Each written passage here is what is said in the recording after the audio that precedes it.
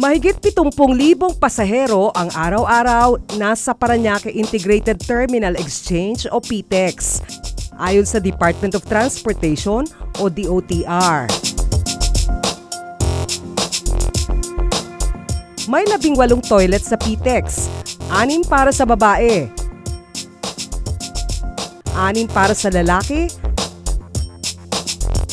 at 6 para sa lahat ng kasarian o all gender. Pinayo namin actually ang all gender or ang gender neutral na CR para magbigay ng convenience sa lahat ng pasahero. At parang rin siya standard na rin siya sa sa first world countries para maiwasan rin natin yung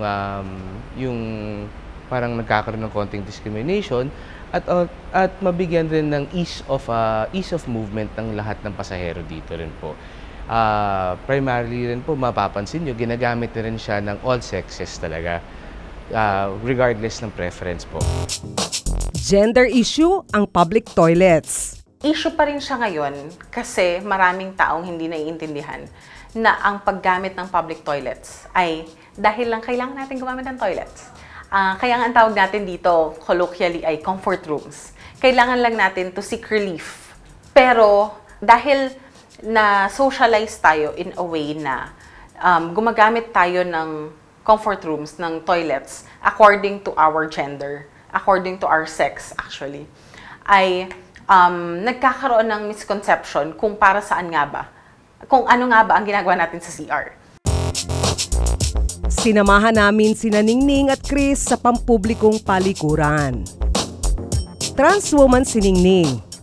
Ibig sabihin, ipinanganak siyang lalaki pero para sa kanya, siya ay isang babae. Nagsimulang magbihis babae si Ningning nang siya ay magkolehiyo. Almost 6 years na po. Simula nung nag-enter po ako ng college. Actually po, nung high school ako, I consider myself as gay po. Pero nung college po, I started doing cross-dressing, ayun po, nagdadamit pambabae na po ako. Since, hindi na po bagay, since long hair na po ako. Kaya po sabi nila sa akin, magdamit na ako ng pambabae. So, tinry ko na po, unti-unti. Nag-shorts, nag-blouse, yun po.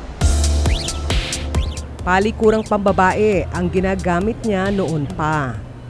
Opo. Kahit nag-transition pa po ako, mas feel ko po yung comfort ko po dun sa restroom ng mga girls. Kasi po may mga experiences din po ako sa share ng boys na nakapagpa-trauma po talaga sa akin. Kaya I really love going to girls' restroom. Hindi naman daw nakatanggap ng kakaibang pagtrato si Ningning.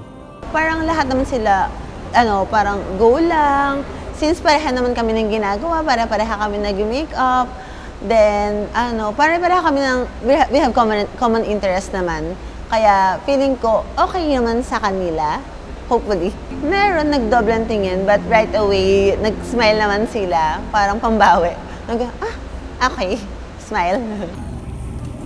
Para sa ilang nakasabay ni Ningning, wala naman daw problema kung may trans woman silang kasama. Okay lang kasi pag hindi naman niya nakikita yung namin kasi pag kami doon naman kami sa loob. Actually hindi ko rin po kasi napansin. Akala po kasi namin babae kaya okay lang po na gano'n. Hindi naman siya gagawa siguro ng masama, di ba? CR lang naman siya. Okay lang naman po sa akin. Bakit po? Kasi hindi naman po siya yung nasa loob din naman po yung kung siguro mas sabay mo sila nasa labas lang naman po ng comfort room talaga na okay lang po sa akin. Siyempre ako meron naman din ako mga kaibigan and part ako ng LGBT. So yun, okay naman sa akin at wala namang problema sa akin yun. Mayroon ding nanibago. Okay lang, hindi naman pansin ko talaga. May kasama dito, pwede pala. Pero yun lang, ganun lang, hindi naman ako hindi naman yata mambabastos. Okay lang, wala problema. Irespeto na lang natin.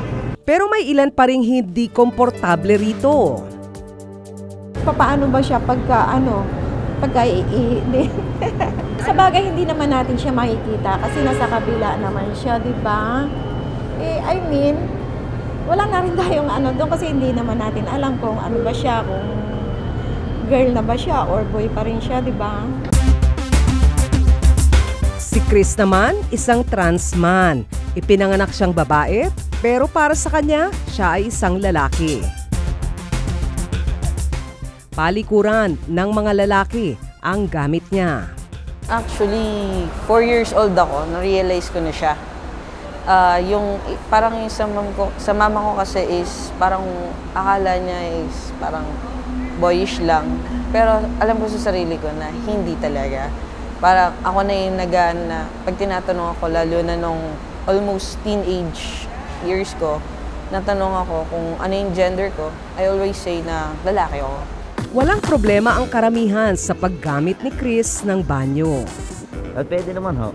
Hindi naman ho masyadong nakakailang sa mga ano yun kasi may ano naman po sila merong privacy na rin naman sila. As long as ano naman, yung wala namang pakailaman, okay lang. Okay lang naman kasi may mga kaibigan naman ako na bi or transgender, na ganun. Mag-CR ka lang naman. Wala namang ginagawang iba. Tingin naman ng iba, dapat sa nakahiwalay na all-gender restroom o mga palikurang para sa lahat ng kasarian, dapat pumupunta ang mga tulad ni Chris. Awkward. Kasi normally naman, di ba, pag male talaga. Pero alam ko meron na ritong ano doon, di ba, for them, yung all gender. Siguro mas maganda kung mabigyan din sila ng sarili nilang privacy. Nakuha mo? Yung magkaroon sila ng sarili nilang restroom or... Pwede rin.